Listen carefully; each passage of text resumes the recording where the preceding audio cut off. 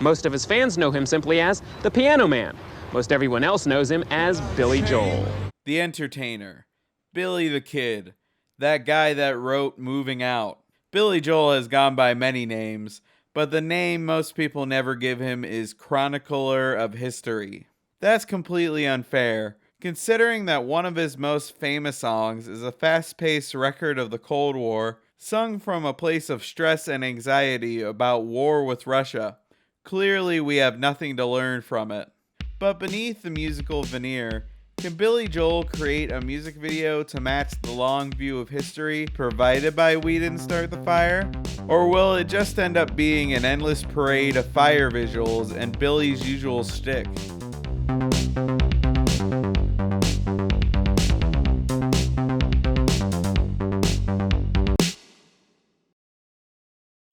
Well, look who it is. It's, you're that guy that... Oh man, I know you. What's your name? Billy Joel. The song comes from Billy's 1989 album Stormfront. The concept came from an incident he had with a then 21-year-old who claimed that the late 80s were a terrible time to be young. And I turned 40 years old. It was right around my birthday. I was in the studio. I was trying to think of ideas for songs. And I met a guy who had just turned 21 and was saying, "Oh, it's a terrible time to be 21." And I said, "Yeah, I remember when I turned 21, I thought it was an awful time, and we had Vietnam and drug problems and civil rights problems, and everything seemed to be awful." And he said, yeah. He said, "But it was different for you because you were a kid in the 50s, and everybody knows that nothing happened in the 50s." The lyrics begin in 1949, the year of Billy's birth, and run through 1989. It contains references to 118 different historical events, all of varying importance. The chain of news events and personalities came easily. Mostly they just spilled out of my memory as fast as I could write them down. It really is a mishmash of all different types of events, from wars and political assassinations to celebrity news. There's a reason why the song feels so frantic, because the time period Billy covers contains so many cultural revolutions. How does Billy represent it in video form? By projecting assassinations and drumming on the kitchen table. The entire video takes place in a single room, a stage set up to look like a typical suburban kitchen. Get used to this corner, kid. You're going to be seeing a lot of it. Sir, please leave our house. Billy imposes himself into this family's lives over the years, watching over them like the ghost of Christmas past. I know absolutely everything, Frank. You see, I'm the ghost. Lucille Ball absolutely deserves royalties for this. My biggest problem with the video is Billy himself. He's just always there, sitting in the back, apart from the action, but still controlling it, like some sort of trickster god. I think if he wasn't here hamming it up, I might not have as much of an issue with the video. We all remember wearing Nixon masks in the 50s, right? This looks like the pre-show for a theme park ride. Seems kinda tacky to use horrific murders to underpin Billy Joel mindlessly drumming on a table. This is a horrendous set here. This is the ugliest wallpaper I've ever seen. What uptight square would have this trippy kitchen? Every era in this video feels like a first draft. It's the 60s, what should we have? Hippies, bead curtains, tie-dye, burning bras, and draft cards. Johnson, you're a genius. You're getting a raise. From the 60s, we jump straight into 80s modernism. God, I shouldn't have made fun of that 60s kitchen, huh? You know, just the usual kitchen funeral. Why do you guys have to disrespect Rod Serling like this?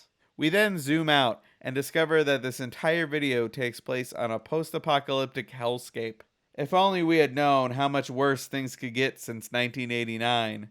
And one of the most successful pop songwriters of all time, Billy Joel. Wow, Billy Joel, if you ask me, that beloved pop tunesmith should have a song called We Didn't Start the Tastic.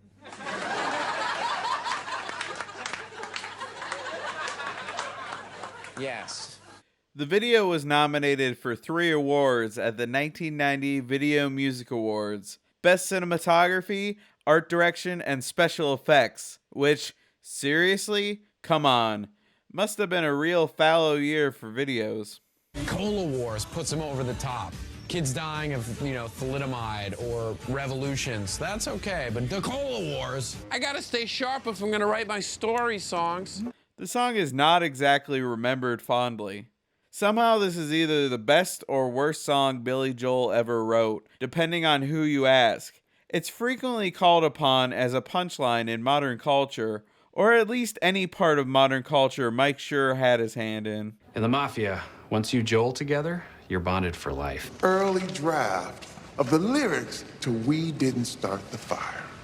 Eisenhower, vaccine, side, salad, mixed greens. What is this? Ryan started the fire! It was always burning since the world returning! Joe Montana, E. McKellen, I have to buy a new toaster. This is awesome, you're so stupid, jumping up and down.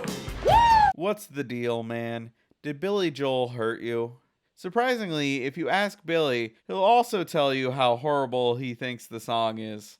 Because he began with the lyrics, a method he told Billboard magazine he never did before or since, the music came second, and therefore was terrible. Take a song like We Didn't Start the Fire, it's really not much of a song. If you go like this.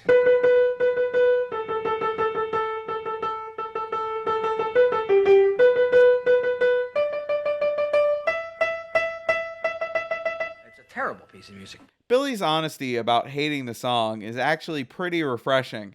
I always wonder about songs musicians are tired of performing, and knowing that he hates one of his biggest hits gives me some joy. All you're gonna do is fuck up one word in that song. And it's train. Growing up as a Billy Joel fan, I think I just assumed that the song was good because I enjoyed his other work. It was a fun challenge to try to memorize the lyrics, and I always marveled at the image of a space monkey mafia. But in researching this video, I realized that I kinda didn't like it. Don't get me wrong, I'll still sing along anytime it's on, but it just radiates this boomer, things have always been tough forever, get over it energy for me now. I think Billy may have made the most money off of telling kids to get off his lawn. See you later.